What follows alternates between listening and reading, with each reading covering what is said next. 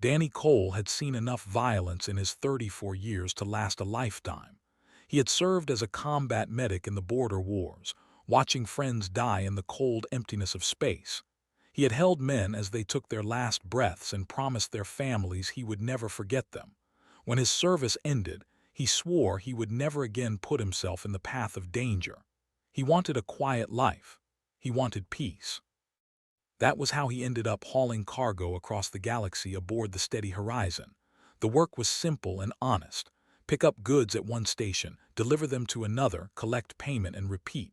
His crew was small but reliable. Laura handled the piloting with a steady hand, kept the engines running no matter how old and tired they got. Tanya managed the cargo with the precision of a surgeon. They were not soldiers. They were just people trying to make a living among the stars. Waypoint 11 was supposed to be a routine stop. The station floated at the edge of contested space, a neutral ground where species that did not trust each other could trade without shooting. The Dominion and the Collective had been enemies for generations, but even enemies needed to buy and sell. Waypoint 11 existed for that purpose and nothing more. Danny walked through the crowded marketplace alone. His crew was handling the cargo transfer, and he had a few hours to kill. The station was alive with noise and color. Merchants from a dozen worlds called out their prices. Strange smells drifted from food stalls. Beings of all shapes and sizes moved through the plaza, each focused on their own business. He noticed the first.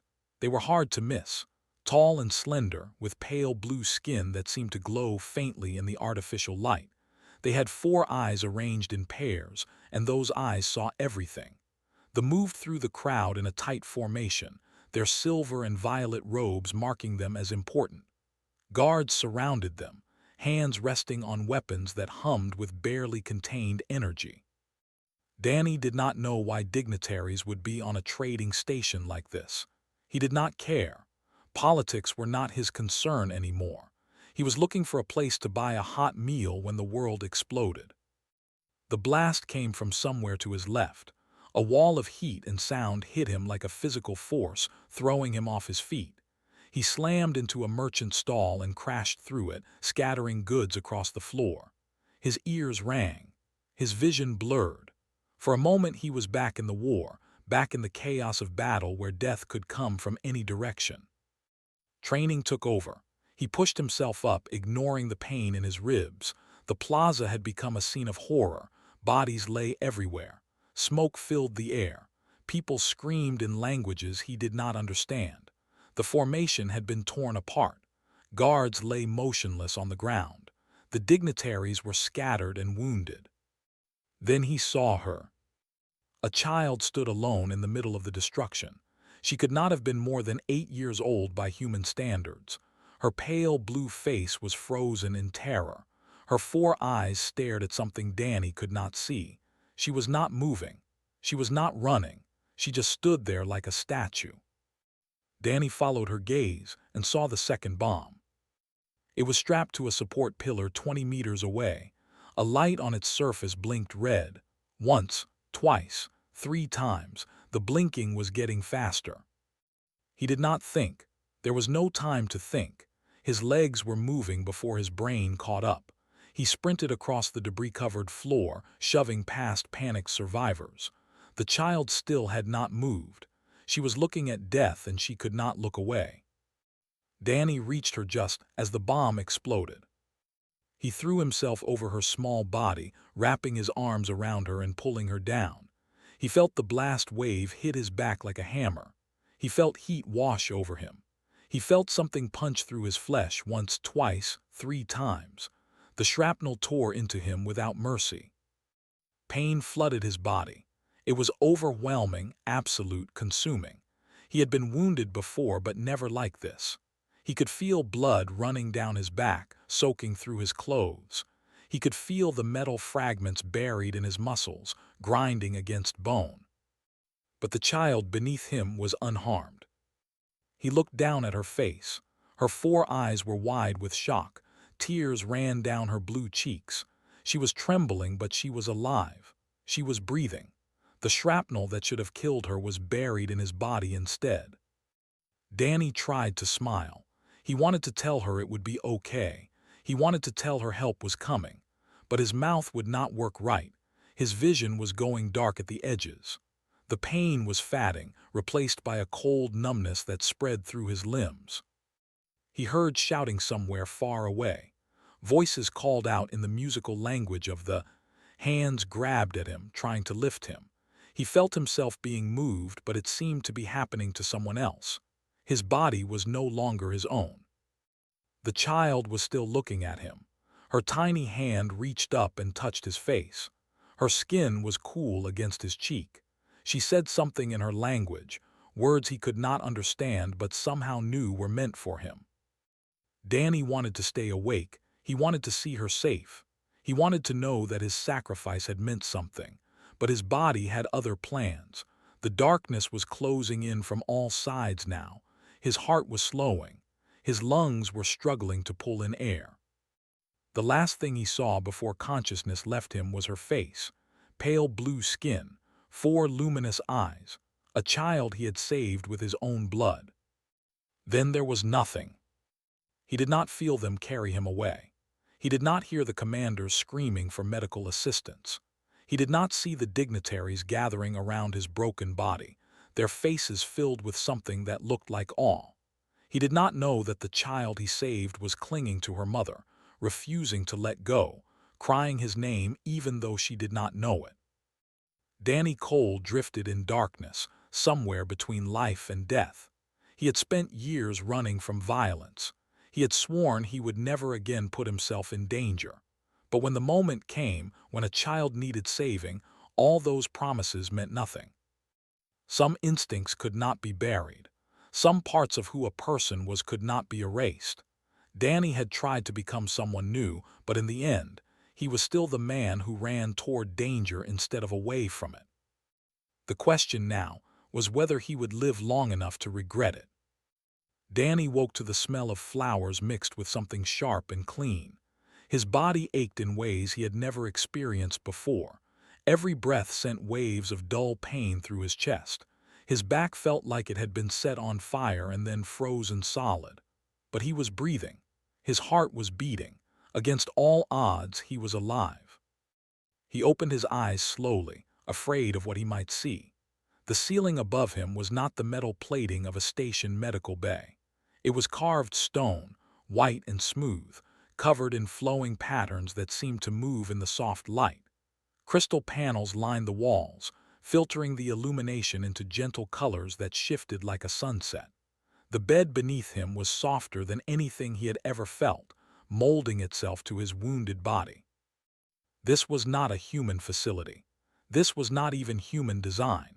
Everything about the room screamed wealth and age and culture far different from his own. Danny tried to sit up. His muscles screamed in protest.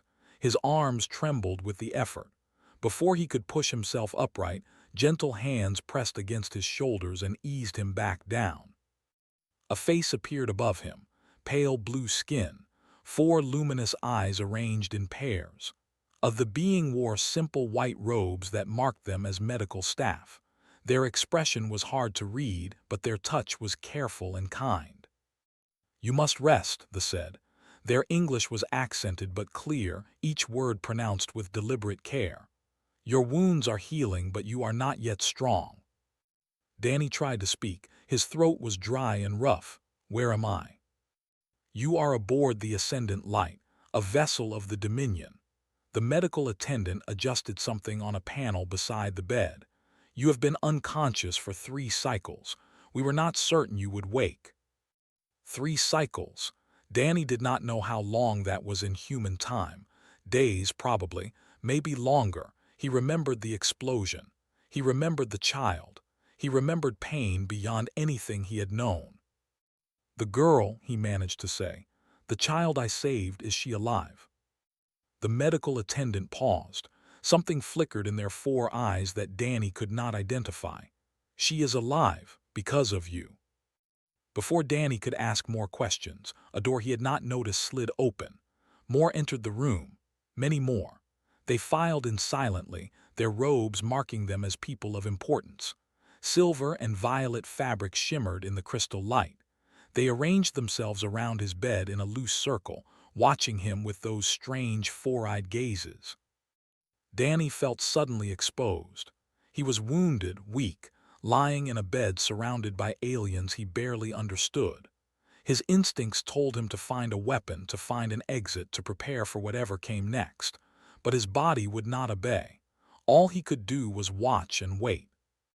The circle parted and a female stepped forward. She was taller than the others, her posture straight and commanding. Her robes were more elaborate, decorated with symbols that seemed to hold meaning. Her four eyes locked onto Danny's face and did not look away. "I am High Minister," she said. Her voice was calm but carried weight. "I speak for the Dominion in matters of state. You saved my daughter's life." Danny's mind processed the word slowly. High Minister. That was like a president or a prime minister, someone who led governments, someone whose daughter would be important beyond measure. "I did not know who she was," Danny said. "I just saw a child in danger." Studied him for a long moment. Her expression shifted into something that might have been wonder.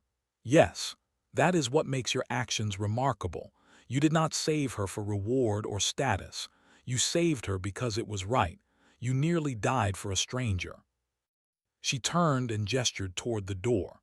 Another entered, smaller than the rest. A child with pale blue skin and four eyes that Danny recognized instantly.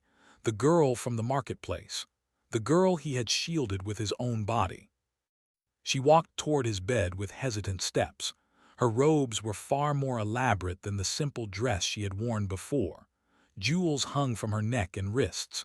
She looked like a princess from an old fairy tale. That was because she was one. "This is my daughter," Princess said, "third heir to the throne of the Dominion.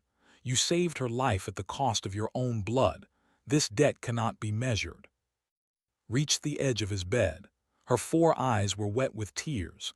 She reached out and took Danny's hand in both of hers. Her grip was gentle but firm. "Thank you," she whispered. Her English was less polished than her mother's, the words careful and practiced. "You saved me. I was so scared and you saved me." Danny felt something tighten in his chest that had nothing to do with his wounds. She reminded him of his niece back on Earth, small and vulnerable and looking at him like he was something special. "Anyone would have done the same," he said. "No," his voice was sharp. "They would not. We have seen footage from the station cameras. Hundreds of beings were present when the bombs exploded. Hundreds ran for safety.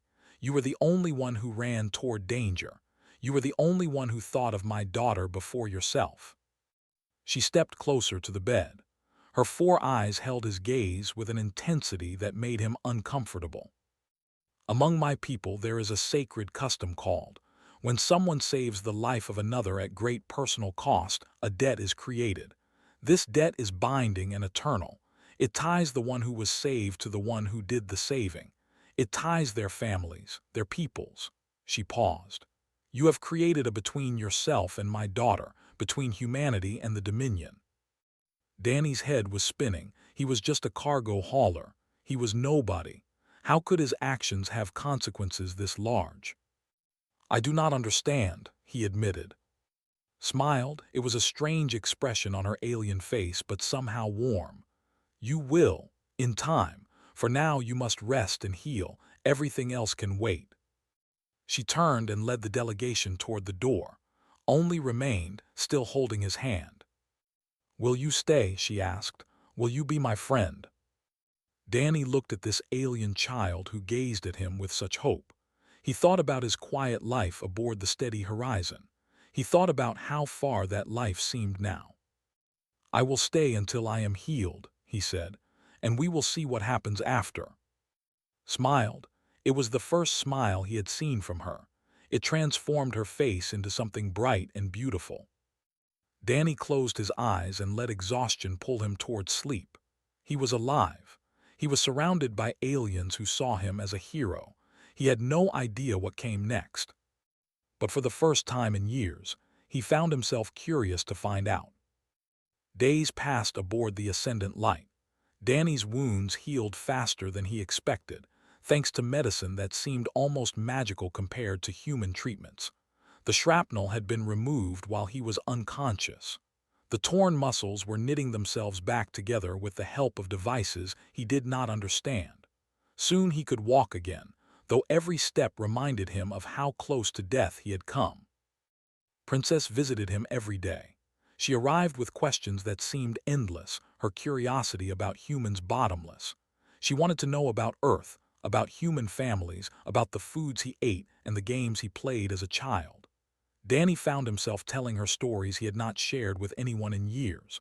Stories about his childhood in a small town. Stories about his niece who loved to climb trees. Stories about why he became a medic and why he stopped. He did not tell her about the friends he lost. Some stories were too heavy for a child to carry. High Minister also visited, though her questions were different. She wanted to understand humans on a deeper level. She asked about human politics, human conflicts, human values. Danny answered as best he could, though he reminded her repeatedly that he was just a cargo hauler, not a diplomat or scholar. "That is precisely why your perspective matters," told him one afternoon. "Politicians speak in careful words designed to hide truth. You speak plainly. You act without calculation. This is valuable." She explained the situation that had brought her to Waypoint 11. The Dominion and the Collective had been locked in a Cold War for 50 years.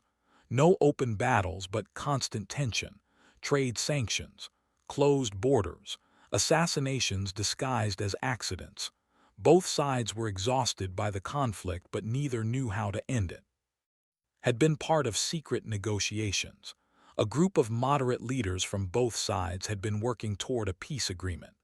Waypoint 11 was chosen as neutral ground for the final talks. The bombing had been carried out by extremists within the who wanted the war to continue. "They succeeded," admitted. Her voice carried grief. "The moderate leaders have gone silent. The negotiations are dead. We are back where we started, perhaps worse." Danny listened to all of this with growing unease. Galactic politics were far beyond his experience. He was a man who hauled cargo from one place to another. He fixed wounds and kept people alive. He was not equipped to solve problems between alien civilizations. "Why are you telling me this?" he asked. His four eyes held his gaze. "Because the changes everything. Your act of courage has tied humanity to the in ways that cannot be undone. My people see you as proof that humans can be trusted. There are voices in our government calling for a formal alliance." Danny felt the weight of her words settle on his shoulders. "I am not qualified for this." "Qualification is not the issue. Symbolism is. You are a symbol now, whether you wish to be or not. Your actions have spoken for your entire species." Before Danny could respond, an alarm sounded through the ship. Red light pulsed from the crystal panels. Its expression shifted from calm to sharp in an instant. She touched a panel on the wall and spoke rapidly in her own language. A voice responded, the words fast and urgent. Turned back to Danny. "We have received intelligence. The extremists have taken action again." She led him to a command center deep in the heart of the ship. Officers moved with urgent efficiency around holographic displays that filled the room with light. Danny recognized some of the symbols from his time aboard the vessel, but most were beyond his understanding. A large display dominated the center of the room. It showed a planet marked with symbols and surrounded by red warning indicators. "This is Prime," explained. "A colony world home to 3 million of my people. The extremists have seized control. They hold the entire population hostage." Danny's stomach dropped. 3 million people. Hostages. This was not politics anymore. This was terrorism on a scale he could barely comprehend. "What do they want?"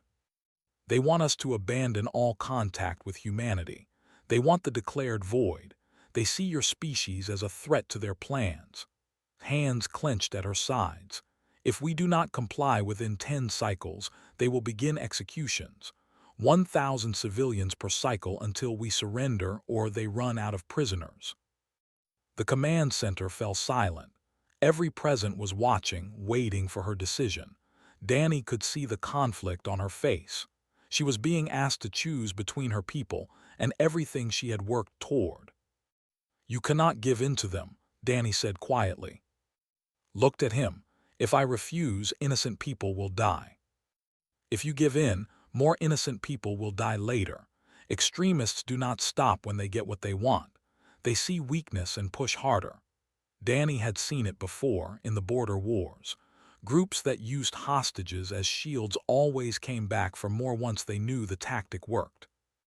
An officer stepped forward. "High Minister, our military forces have developed an assault plan, but the extremists have positioned their hostages throughout the colony. Any direct attack would result in catastrophic civilian casualties. We estimate 40% losses at minimum." 40%, more than 1 million dead. Danny felt sick. Closed her eyes. There must be another way. Danny's mind was racing. Something about this situation tugged at memories from his medic training.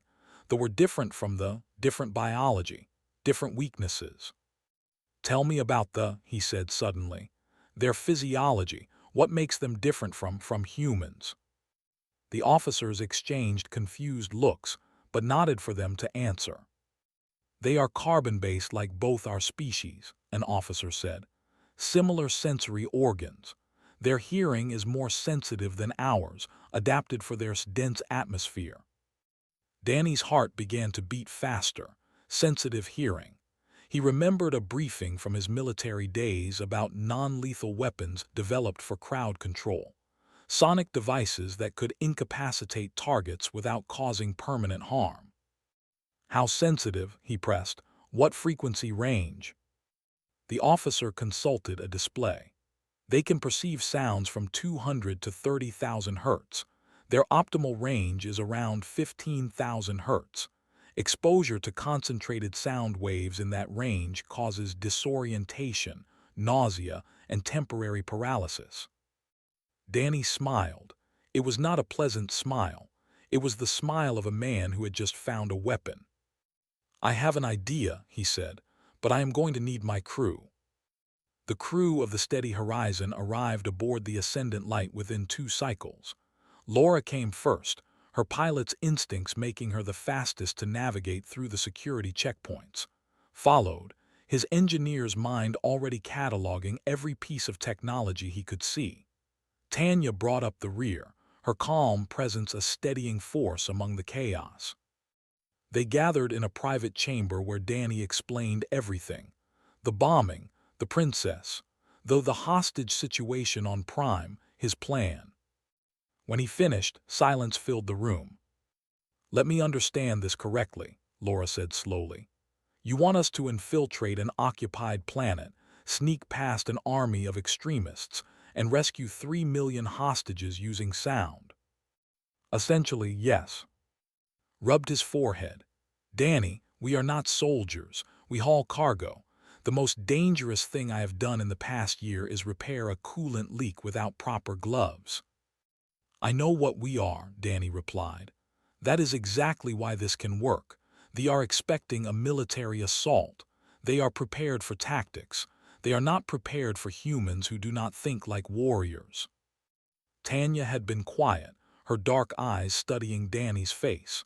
"You are not really asking us to do this for political reasons, are you?" Danny met her gaze.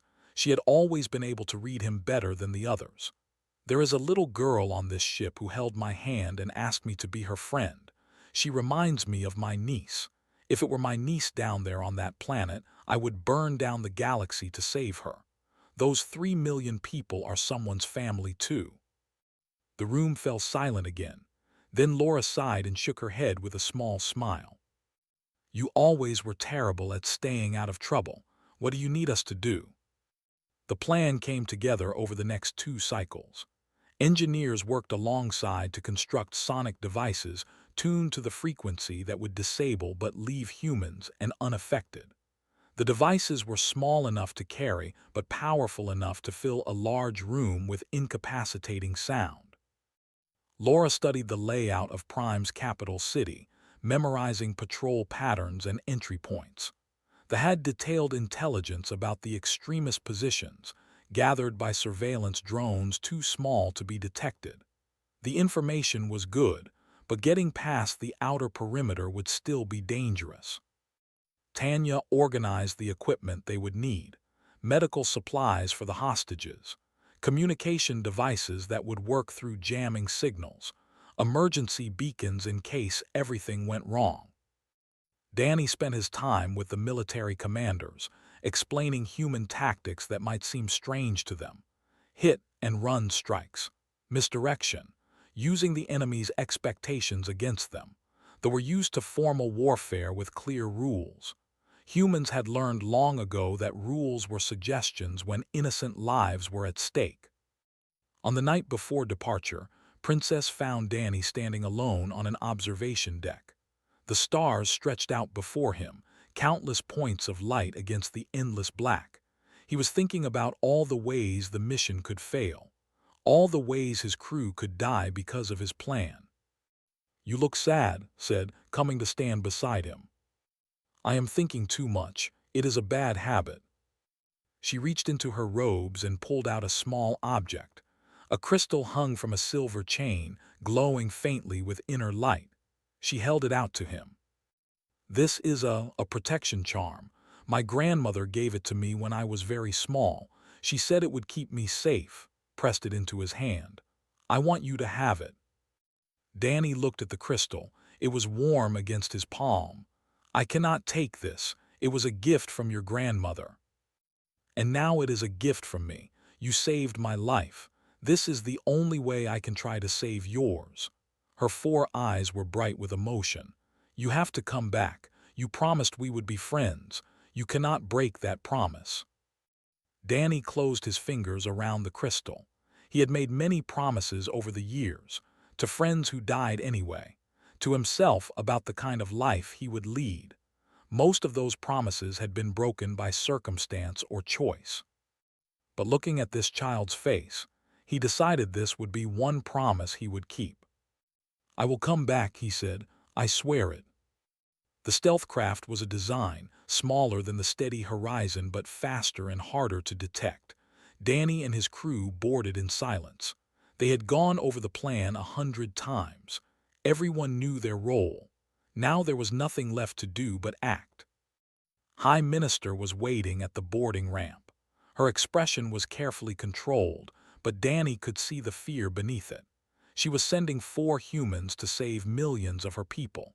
The weight of that decision showed in the lines around her eyes. "The Dominion owes you a debt beyond measure," she said. "Whatever happens on Prime, that debt will be honored." Danny shook his head. "I am not doing this for debt. I am doing it because it is right. That is all the reason anyone should need." Studied him for a long moment. Then she did something unexpected. She reached out and placed her hand over his heart, a gesture he had learned was the equivalent of a blessing. "Humans are strange creatures," she said softly. "You rush toward death for strangers. You sacrifice yourselves without thought of reward. My people have existed for 100,000 years and we still do not fully understand courage. Perhaps you can teach us." The ramp closed between them. The engines hummed to life. Laura's voice came over the internal speakers, steady and professional. "All systems green. Departure in 60 seconds." Danny strapped himself into his seat, was checking the sonic devices one last time. Tanya was reviewing the medical supplies. Everyone was focused. Everyone was scared. That was good. Fear kept you sharp. Fear kept you alive. The stealth craft lifted off and slipped out of the Ascendant Light's hangar. Stars wheeled past the viewport as Laura set course for Prime. The journey would take several hours at maximum speed. Danny pulled out the crystal had given him. It glowed softly in his palm, warm and steady like a heartbeat. He did not believe in magic or fate or protective charms, but he believed in promises. He believed in the look in a child's eyes when she asked him to come back. Some things were worth risking everything for. He tucked the crystal inside his shirt, close to his heart, and closed his eyes. There would be no sleep tonight, but he could rest. He could prepare. In a few hours, everything would change. One way or another. Prime was beautiful from orbit.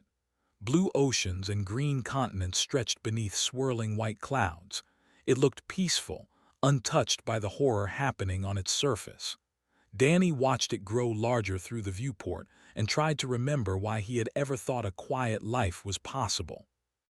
Laura brought them down through the atmosphere in the dead of night. The stealth systems hid them from sensors as they descended toward the capital city. They landed in a ruined section of the industrial district, far from the patrols that guarded the central holding areas.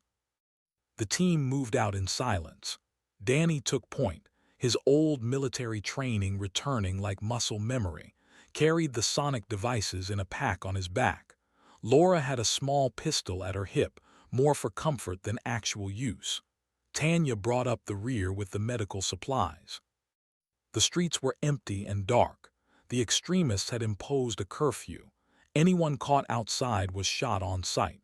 Danny led them through shadows and alleys, using the intelligence they had provided. They encountered their first patrol within 20 minutes. Two soldiers stood at an intersection ahead. Their armor was heavy and their weapons were large. They were talking in low voices, not expecting trouble from this direction.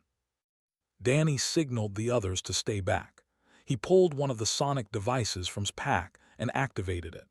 A high-pitched whine filled his ears for a moment before the frequency shifted beyond human hearing.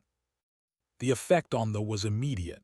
Both soldiers grabbed their heads and collapsed to their knees. Their weapons clattered to the ground. They tried to stand, but their legs would not support them. Within seconds, they were unconscious. Danny moved forward and checked their vitals. Alive but out cold. The devices worked exactly as designed. "That was almost too easy," Laura whispered. "It will get harder," Danny replied. "Move." They continued deeper into the city. More patrols fell to the sonic weapons. Danny kept count of the unconscious bodies they left behind. 12, 20, 35. Each one was a soldier who would not be guarding hostages when the real assault began. The central holding area was a massive sports arena that had been converted into a prison. Thousands of civilians were packed inside, guarded by hundreds of extremists. The arena was too large for the sonic devices to cover completely. They needed to get inside and work room by room. Found a maintenance entrance on the building's east side. The lock was electronic, and it took him only minutes to bypass it. The door slid open without a sound. Inside, the air smelled of fear and desperation. Danny could hear crying somewhere in the distance. The sounds of children weeping for their parents, parents weeping for their children. It made something cold settle in his chest. They moved through corridors filled with shadows. Guards fell one by one to the sonic devices. Danny lost track of how many. His focus narrowed to the mission. Save the hostages, keep his crew alive. Everything else was noise.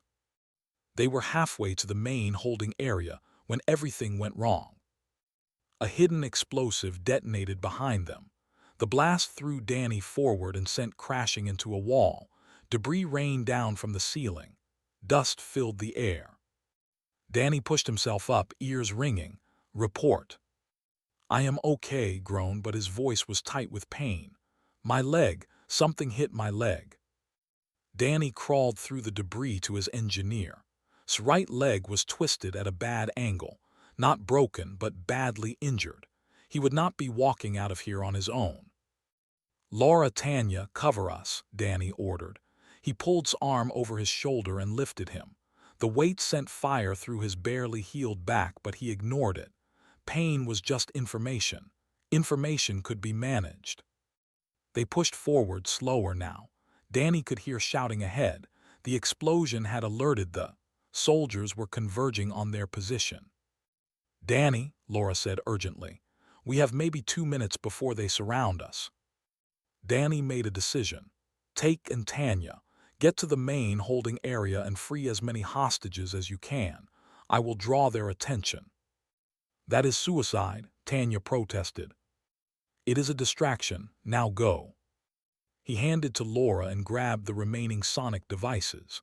There were 3 left, enough to cause chaos if used right. Danny ran. He sprinted down a corridor, activating a device and throwing it behind him. Soldiers pursuing him collapsed in waves. He turned corner after corner, leading the enemy away from his crew. His lungs burned. His back screamed. The wounds that had nearly killed him weeks ago threatened to tear open again. He burst through a door and found himself in the arena's central chamber. Thousands of civilians looked up at him with terrified eyes. Guards shouted and raised weapons. Danny activated another device. Half the guards fell. The others were too far away, protected by distance from the sonic waves. A step forward from the chaos. He was larger than the others, his armor decorated with symbols of rank. His face was twisted with rage. Human, the spat, you are the one who started all this, the one who saved the princess, will end what you began. So this was the extremist leader, the one responsible for all of this death and fear. Danny dropped the sonic device. It would not work at this range, had positioned himself perfectly. You killed innocent people, Danny said. Children, families, for what? Politics. For survival, snarled. Humans will doom us all. Your species spreads like a disease. They were fools to trust you. I will show them their mistake.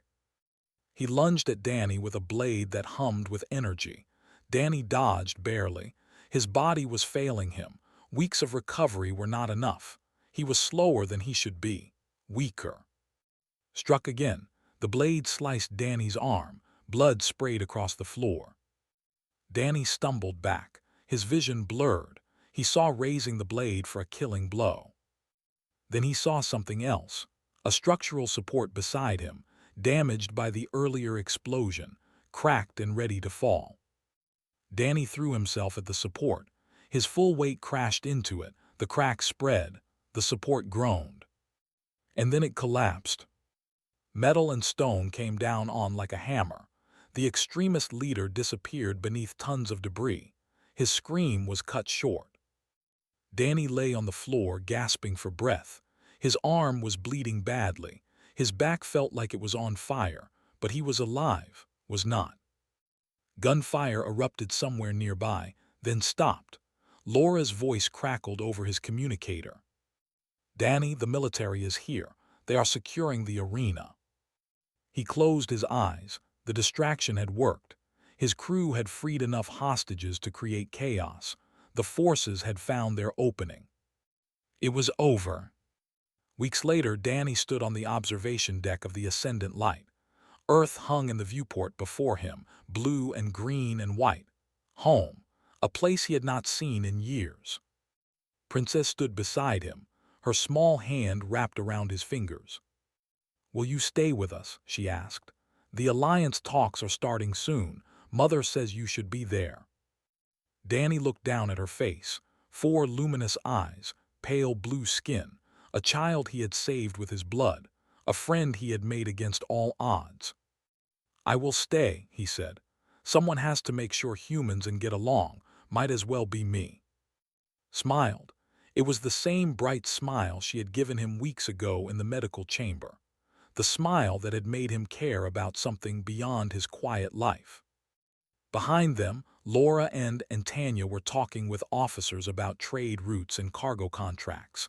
The steady horizon would keep flying, but its mission had changed. No longer just hauling goods between stations. Now they were building bridges between worlds. Danny pulled out the crystal had given him. It still glowed with soft light, warm against his palm. "You kept your promise," said. "You came back." "I did." Danny tucked the crystal away and squeezed her hand gently. "And I plan to keep coming back. That is what friends do." Together, they watched Earth turn slowly against the stars. 2 species united by courage. two friends bound by something stronger than politics or debt. The future was uncertain. Challenges waited ahead, but Danny had learned something important in the chaos of the past weeks. Some things were worth fighting for, some promises were worth keeping, and sometimes one person's choice to run toward danger instead of away could change everything. He had taken shrapnel to save a stranger. He had woken up surrounded by a new family. And that, he decided, was more than enough.